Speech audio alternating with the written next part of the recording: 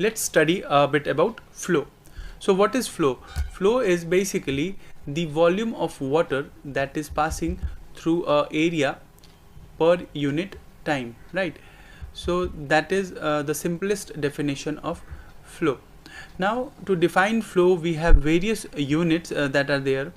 For example, the meter cube per second, the liter per second, the meter cube per hour, the feet cube per second, the mgd, gpm, and so on.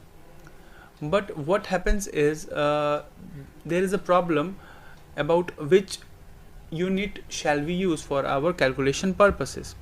So as per the rules of science, we can use this meter cube per second unit, but even the most countries which are using the metric system don't use this unit.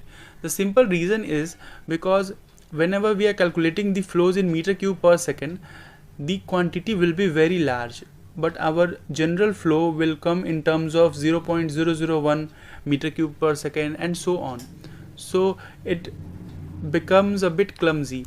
Therefore, in general practices, we can use this liter per second concept, or sometimes in Indian context we also use the MLD concept.